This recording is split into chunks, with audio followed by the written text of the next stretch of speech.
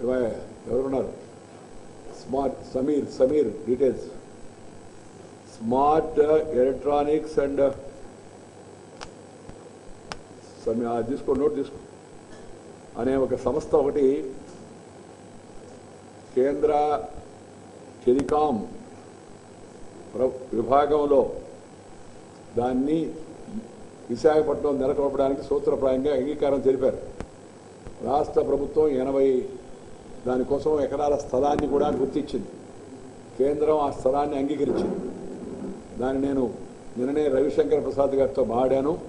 ముఖ్యమంత్రి ఇప్పుడు సింగపూర్లో ఉన్నారు. ఆయన రాగానే ఆయనతో మాడి 8వ తారీఖునే శంకుస్థాపన చేద్దామని చూస్తున్నాను. ఆయన వీటన్నిటికీ శంకుస్థాపన చేయడం ఉద్దేశం ఏంటంటే, శంకుస్థాపన ఎప్పుడైతే జరుగుతుందో అధికారుల మీద ఒత్తిడి పెరుగుతుంది, ఇక పని ప్రారంభమవుతుంది, ప్రక్రియ ప్రారంభమవుతుంది.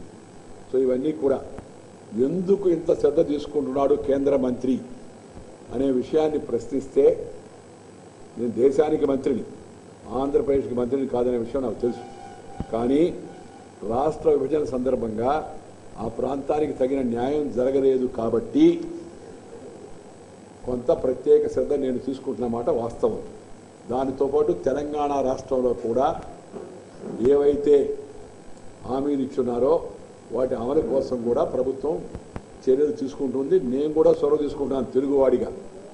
ఎందుకంటే హైదరాబాదు మినహాయిస్తే తెలంగాణ ప్రాంతంలో కూడా చాలా కొరత ఉంది.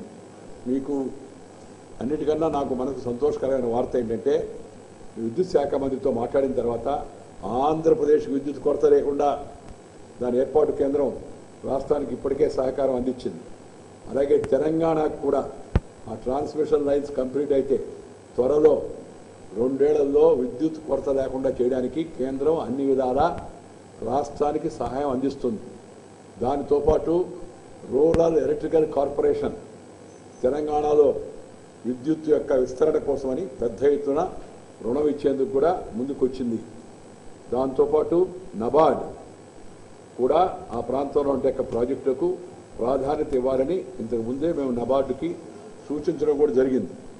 దాంతోపాటు రామగుండంలో అనేక సంవత్సరాలుగా మూతబడి ఉన్న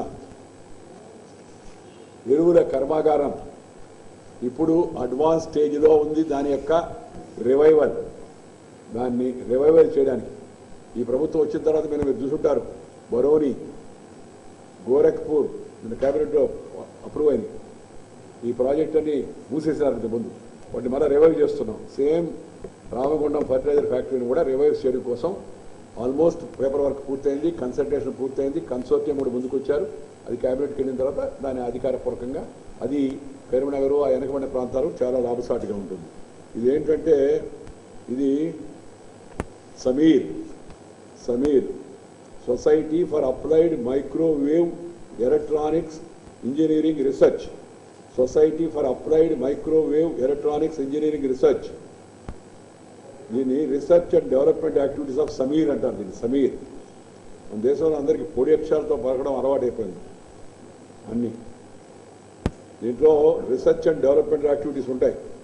linear accelerator technology, atmospheric radar and instrumentation, microwave systems for R&D, millimeter wave technology, radar based instrumentation, communication technology, photonics and